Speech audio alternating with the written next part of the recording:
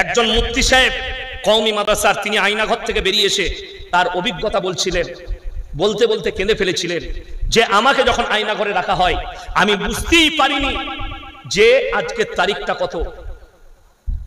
খাবার দিত, পচা খাবার, খেতে পারতাম না। তারপরে নিয়ত করলাম এরপর রোজা রাখতে শুরু করব। সেহরি খেতে লাগলাম, সেহরিতেও পচা খাবার।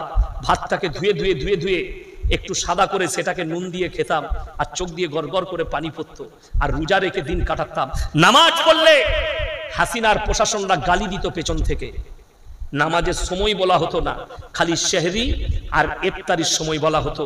বলছে রোজার মাসে খালি বুঝতে পারতাম এটা সকাল এটা সন্ধ্যা, বাকি কোনো সময় বুঝতে পারিনি কখন সকাল হয়েছে কখন সন্ধ্যা হয়েছে।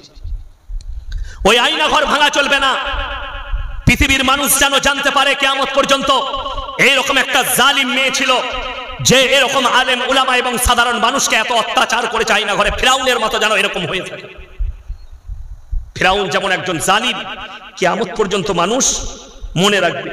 বাংলাদেশের এক হুজুরের হয়ে আল্লামা সাইদি সাহেবকে ফাঁসি চেয়েছিল, এই নিয়ে কি বলবেন? এক হুজুর দেখুন, এখনই যদি আমাকে জেলে নিয়ে যায়, আমাদের দেশে যতগুলো জিলাপি হুজুর আর গুটকাখোর আছে তারা বলবে ইয়াসিনকে ফাঁসি দাও। বলবে না? বলবে না। কেন? যাদের বাজার খারাপ হচ্ছে আমার দ্বারা, যাদের বাজার নষ্ট হচ্ছে, যাদের মাজারের ব্যবসা তাবিজের ব্যবসা বন্ধ হচ্ছে, এই মৌলবি কটা বলবে ইয়াসিনকে ফাঁসি দাও। তো দেলওয়ার হোসেন সাইদি সাহেবের বক্তব্যে যাদের বাজার নষ্ট হয়েছে, যে গুটকাখোর আর জিলাপি হুজুরদের, তারাই বলেছিল যে উনাকে ফাঁসি দাও। তো দেখুন, দেলওয়ার হোসেন সাইদি সাহেব শাহাদত বরণ করেছেন, আল্লাহ তেনাকে জান্নাতি করুক, বলুন আমিন। তেনাকে পয়জন দিয়ে মারা হয়েছে, তার মানে তিনি শহীদ হয়েছে। কিন্তু দুঃখের বিষয়, আল্লাহ কত বড় শক্তিশালী বুঝতে পারছেন? হাসিনার বাড়িতে রান্না হয়েছিল, রান্না, ইলিশ মাছ, পাবদা মাছ, পাম্পলেট মাছ, দেশি মুরগি। আল্লাহ এত বড় কুদরতওয়ালা, রাঁধা ভাত খেতে দেয়নি, দেশ ছেড়ে পালাতে হয়েছে। জোরে বলুন সুবহানাল্লাহ। ওই জন্য ভাববেন আপনার হাঁড়িতে রাঁধা ভাত থেকে যাবে, আপনি খেতে পারবেন না, আপনার কাছে মৃত্যু চলে আসতে পারে।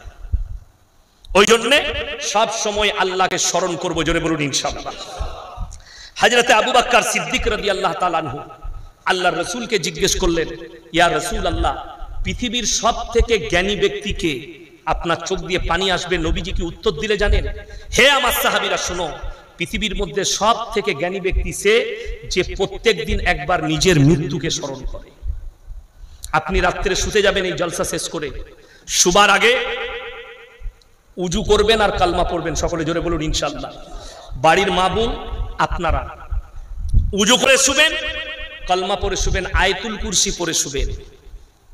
মানুষ আমল করবে, আমল করার পরে যদি কোনো ত্রুটি থাকে, যারা প্রতি নামাজের পরে একবার করে আয়াতুল কুরসি পড়বে, তাদের জান্নাতে যাওয়া কেউ আটকাতে পারবে না, রাসূল বলেছেন। জোরে বলুন সুবহানাল্লাহ।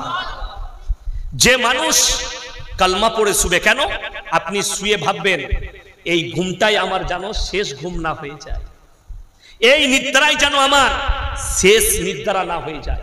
এটা আপনাকে ভাবতে হবে, চিন্তা নিতে হবে। সকালে উঠলে ফজরের নামাজ পড়ুন, সিজদায় পড়ে, আল্লাহ তুমি আমাকে নিদ্রা থেকে জাগিয়েছো, তুমি নাও জাগাতে পারতে। ঘুমের মধ্যে মৃত্যু হলে পৃথিবীর আর কেউ জাগাতে পারবে না। সঞ্জয় দত্তের বাপ সুনীল দত্ত ঘুমের মধ্যে মারা গিয়েছিল। সকালে গিয়ে দেখছে আর নেই। তিনি ছিলেন ক্রীড়া মন্ত্রী ভারতের, কংগ্রেসের আমলে। মৃত্যু ঘুমিয়ে মারা গেছে, তার নাম আল্লাহ। আল্লাহ যার কাছে মৃত্যুর ডাক পাঠাবে, পৃথিবীর আর কোনো শক্তি তাকে রুখতে পারবে না। আমার ভাই, অনুরোধ করে বলে যাচ্ছি, যদি নিজের আত্মাটাকে পরিষ্কার করতে চান, আমি একটা আমল বলে যাচ্ছি, সবাই করব। জোরে বলুন ইনশাআল্লাহ। সেই আমলটা হচ্ছে, আপনি কালকে করুন, পরশু করুন, রাত্রে যখন শুতে যাবেন, আপনি উজু করে কালমা পড়বেন, আয়াতুল কুরসি পড়বেন, চারকুলটা একবার পড়বেন। বিছানায় শুয়ে ঘুম না এলে, ঘুম আসার আগে চোখটা বন্ধ করে নিরালাই ভাববেন যে আল্লাহ আমি আজকে মারা গেছি। বললেন আমি আজকে মারা গেছি, আমার মৃত্যু হয়ে গেছে। ভাববেন আমার প্রতিবেশী আমার লাশটাকে বারান্দায় শুয়ে দিয়ে চারিদিকে আমার মা বাপ, আমার বিবি, আমার আত্মীয় স্বজন কান্নাকাটি করছে, খুব কাঁদছে, আমি শুয়ে আছি। তারপরে খাট আনা হলো, আমার গোসল দেওয়া হচ্ছে, আমার গোসল দিচ্ছে, আমার পরিবার আমার পাশে দাসে কাঁদছে, আমার সন্তান কাঁদছে, আমার গোসল হচ্ছে, আমাকে কাফন পরানো হলো। আমার লাশ উঠে গেল, খাটটা টিপে আমার মেয়ে ধরেছে, আমার সন্তান ধরেছে, কাঁদছে।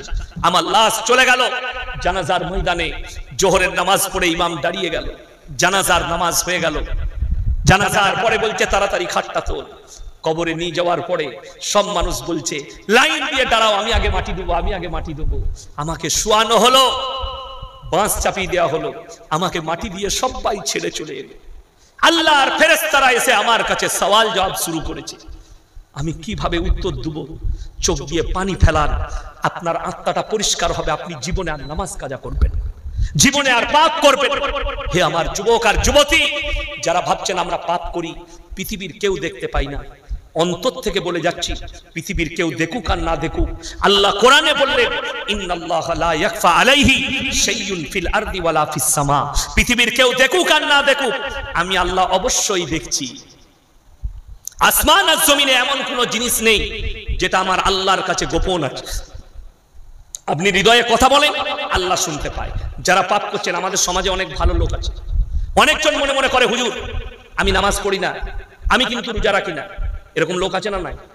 কিন্তু ভালো লোক, কারুর ক্ষতি করে না, কারুর চুগলি করে না, কারুর বিরুদ্ধে চলে না, কারুর সঙ্গে খারাপ ব্যবহার করে না, জিনা করে না, মদ খাই না, গাঁজা খাই না, কোনো নেশা নেই, লোকটা ভালো লোক। কি বলে তারা? চায়ের দোকানে কি বলে? হুজুর আমার মতো ভালো লোক পাবেন না গায়ে, আমি নামাজ না পড়তে পারি, এরকম লোক আছে না? কি বলে? আমি নামাজ না পড়তে পারি, কিন্তু আমার মতো ভালো লোক সমাজে নেই। তারা কান খুলে শুনে যান, সেই ভালো লোক দিকে বলছি, আপনার সব ভালোটা মেনে নিলাম, কিয়ামতের দিনে জান্নাতীরা জান্নাতে যাবে, জাহান্নামীরা জাহান্নামে যাবে। জান্নাতীরা প্রশ্ন ছুড়বে, ফি জান্নাতি ইয়াতাসাআলুনা আনিল মুজরিমিনা মা সালাকাকুম ফি সাকার। তোমরা কেন জাহান্নামে যাচ্ছ? তোমরা বলতে আমরা ভালো লোক, তোমরা বলতে আমার মতো লোক নেই, আজকে কেন তোমরা জাহান্নামে যাচ্ছ? তারা এক নম্বর উত্তর দেবে, ক্বালু লাম নাকু মিনাল মুসাল্লিন, আমরা নামাজি মুসল্লিদের মধ্যে ছিলাম না। এটা এক নম্বর উত্তর, আমরা নামাজি ছিলাম না, যার কারণে আল্লাহ আমাদেরকে জাহান্নামে পাঠিয়েছে। ওই জন্যে যারা ভাবছেন আমি ভালো লোক, নামাজ না পড়তে পারি, রোজা না রাখতে পারি, আমার ভাই এই নামাজ না পড়ার কারণেই জাহান্নামে যেতে হবে। আমার রাসূল বলেছেন যার নামাজ নাই তার মধ্যে ইসলাম নেই। সে মৌলবি হোক, মুহাদ্দিস হোক, সে পীর হোক, ফকির হোক, ডাক্তার হোক, মাস্টার হোক, রাজা হোক, বাদশাহ হোক, যদি নামাজ না থাকে ইসলাম তার মধ্যে নাই। এটা লিখে নিয়ে যান। ওই জন্য নামাজ কেউ ছাড়বেন না, জোরে বলুন ইনশাআল্লাহ। 5 ওয়াক্তের নামাজ অবশ্যই। আল্লাহ তাআলা, যারা ভাবছেন মনে মনে আমরা তো পাপ করি, কেউ জানে না, আমার পরিবার, আমার স্ত্রী, আমার সন্তান, আমার প্রতিবেশী, আমার ইমাম, কেউ জানে না আমি লুকিয়ে পাপ করি। এমন কি অনেকজন মনোভাব নেয় আল্লাহর কাছে কিয়ামতের দিনে অস্বীকার করে দেব। কোরআন সূরা ইয়াসিন, আল-ইয়াওমা নাখতিমু আলা আফওয়াহিহিম ওয়া তুকাল্লিমুনা আইদিহিম ওয়া তাশহাদু আরজুলুহুম বিমা কানু ইয়াকসিবুন। হে আমার বিশ্বনবী বলো, আমি ওই পাপীদেরকে তাদের জবানটা সিলাই করে দেব, হাত কথা বলবে, কান কথা বলবে, চোখ কথা বলবে, তাদের অঙ্গ প্রত্যঙ্গকে কথা বলার যোগ্যতা দান করা হবে।